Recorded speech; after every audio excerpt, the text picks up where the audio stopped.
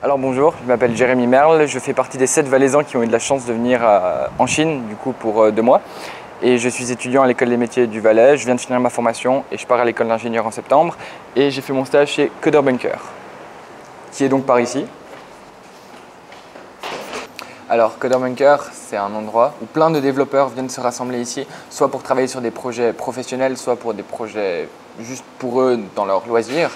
Et donc c'est vraiment un endroit où j'ai apprécié travailler parce que d'un coup, tu as envie d'apprendre de nouvelles connaissances dans un domaine bien précis, par exemple dans le système d'exploitation Linux ou bien dans tel ou tel langage de programmation. Il y a tout qui est possible parce que c'est des personnes qui viennent d'horizons différents et qui peuvent venir nous apprendre ces choses-là. Et il y a des gens qui, par exemple, d'origine asiatique, il va y avoir des Européens, etc. Et toutes ces personnes-là, ça représente Coder Bunker. Il y a différents projets qui m'ont été confiés durant ce stage. Donc, par exemple, le premier, ça a été de reprendre le travail d'un étudiant allemand. Donc c'est pour mesurer le courant qui passe dans les appartements, pour ensuite avoir un rapport sur l'énergie et puis savoir combien chaque appartement consomme. Et quand on est propriétaire, pour savoir combien chaque locataire consomme et puis comment améliorer sa consommation d'énergie. Ensuite, j'ai un autre projet qui m'a été donné, c'est un projet cette fois avec un client. C'était donc de réécrire une partie d'un firmware, d'un wallet pour les crypto-monnaies. Et donc ça a vraiment été intéressant parce que je l'avais encore jamais fait et ça m'a montré un peu ce que c'était vraiment de travailler pour un client et puis pas seulement juste l'école.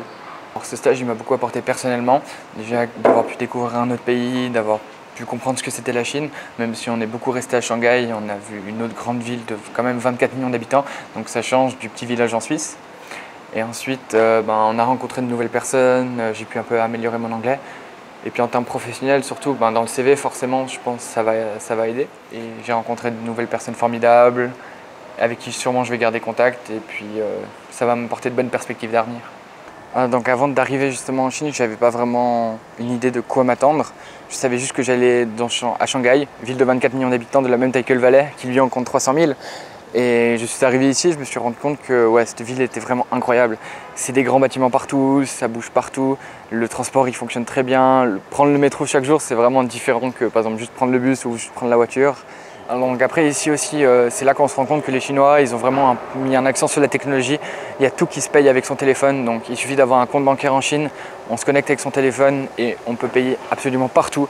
D'un coup, on veut aller prendre quelque chose dans un street food, on peut le payer directement.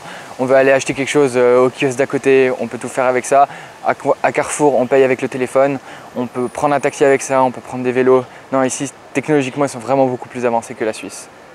Et je remercie le canton du Valais pour m'avoir offert cette chance de partir durant 2 mois à Shanghai. C'est vraiment une expérience qui va me rester gravée à vie et je vous en remercie.